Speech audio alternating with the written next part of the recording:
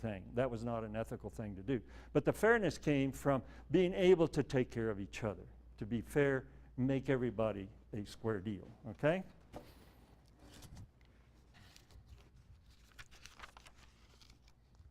When you make a promise, keep it.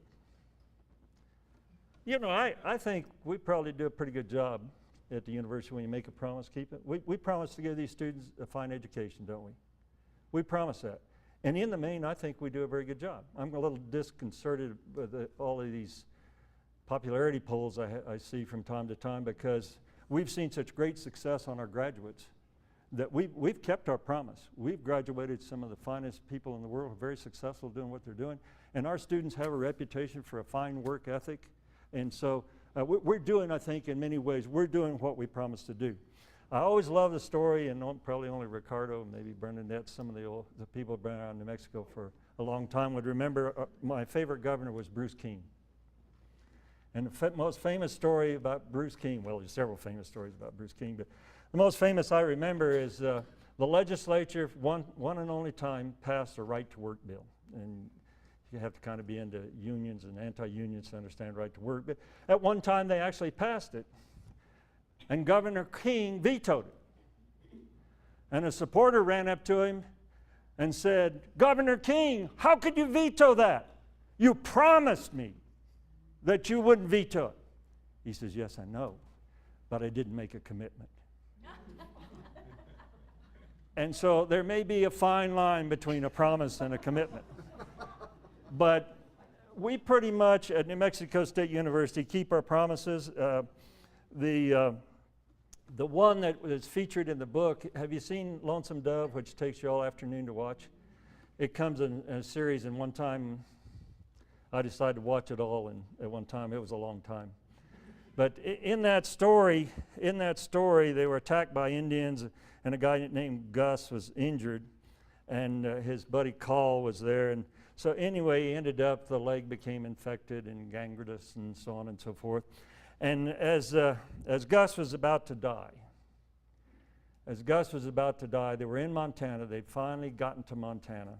By the way, they filmed a lot of Lonesome Dove in New Mexico during my tenure as governor. As a matter of fact, Michael Martin Murphy had a lot to do with them coming to New Mexico to film that.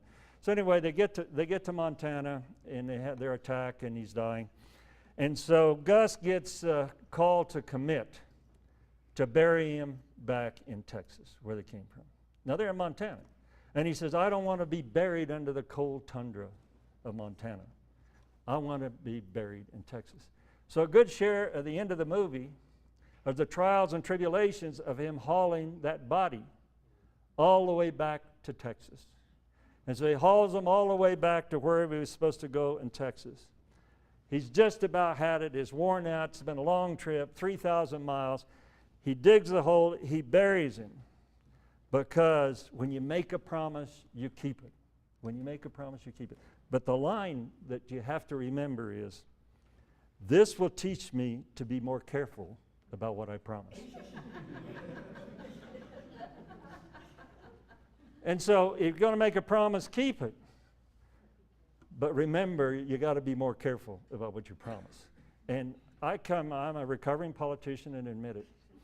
And if we have a weakness, is we probably overpromise. And then we make excuses for why it is that we can't keep a promise. So just be careful what you promise. The next one is talk less and say more. Cowboys, what? What's that, Bill? I said, wait a minute, we're professors. Okay.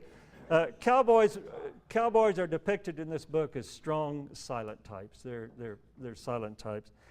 And one of the quotes in the book is, "The bigger the mouth, the better it looks shut." So the bigger the mouth, the better it looks shut. They ranked lawyers and windbags right up there with rustlers. They didn't like rustlers at all. They didn't like lawyers, and they didn't like paddling. But Cowboys were, I forgot we have a rustler in our midst. But Cowboys were doers and not talkers, and I think that's fairly typical. If you live around our country community in New Mexico, pretty much they don't have a whole lot to say. They're very, very collegial and very easy to get along with, but they don't as we do, sit around the water cooler and shoot the breeze for a long period of time. I've gone to their conventions. Lowell's gone to many sheep growers, cattle growers, and so on and so forth. It's a different environment, to me it is, because they're very congenial. You know, Garrey, how are you? Good to see you again. How's the wife and kids? And a few little comments like that, and then that's about the end of it. And maybe they'll bring up a policy issue, but they're straight to the point. They have a way of complimenting that I think we ought to remember here, and it's straight and to the point. Highest praise that the boss could lay on a cowboy was, he's a good hand. And you still hear it around.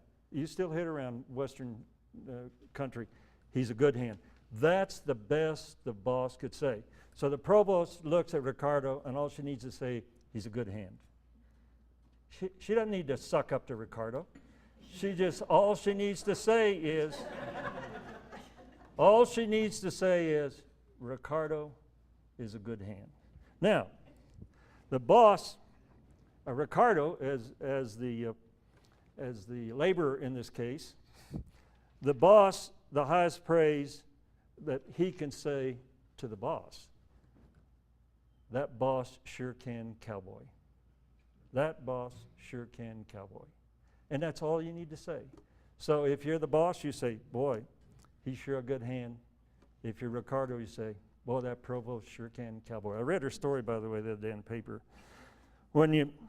Another comment in there is, when there's nothing more to say, don't say it. And that's that's oftentimes gets a lot of us in trouble.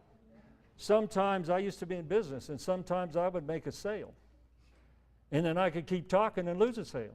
When you're in the asking for money business, when you're asking for money and Lowell decides to loosen up his purse strings and say, yeah, I'll give you $1 million. And then you start talking about all the other things you might want to do, and then all of a sudden Lowell says, I didn't want to do all that stuff. But he had the $1 million in his hand, and he kept talking. And in sales, that's a real point in sales. A lot of people will make the sale, and then they keep talking, and then they'll lose a sale. So the trick is talk less, say more. I always remember years ago I was the advisor to the Aggie Rodeo Club. And again, I don't ride horses. I just bought these ropers. But down in the ag school where most of the rodeo hands, not anymore, a lot of the rodeo hands are around, but back in those days, they were all ag students. And I was a young faculty member, and so they needed an advisor because they were giving out, I guess, ING money to support the rodeo hands, and they had to have a faculty advisor. And so they came to me, Dr. C, would you be our advisor? I said, I don't know about rodeo. I didn't even know what ribbon roping was. I said, I don't know about rodeo, and I'm not going to get on a horse. Well, Dr. C, we can't have our money unless we have a faculty member. I said, well, go look around, and if you can't find anybody else to do it, come back and see me, and maybe I'll do it. So they walked around the hallway once, came back in and said, we can't find anybody else. So I did it. So for 3 or 4 years, I was the advisor to the rodeo club. Nothing like the kind of guy we have now that's really a coach of rodeo and so on. We had a good rodeo team there, but this guy now is doing a fantastic job and actually knows the sport and can help these students. But at any rate, I ended up mentoring rodeo hands in various ways, traveling with them and so on and so forth. And so I was leaving a rodeo one time. The rodeo arena used to be down on the campus. It used to be down there by Wells Hall. The rodeo right there by Married Housing, that's where the rodeo arena was.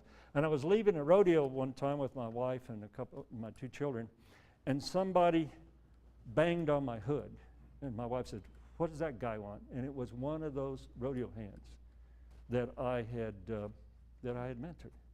And I rolled my window down, and he looked at me and he said, Dr. C, you may not remember me, but you talked me into staying in school. And now I'm teaching ag at Corona or somewhere. And he said that, and then he hit my hood of my car and he said, you done good. And I learned that you done good is all you need to say. You done good. Ricardo, you done good. And it's a simple way for them to say, thank you. Talk less, say more. Okay? Remember that some things aren't for sale. Cowboys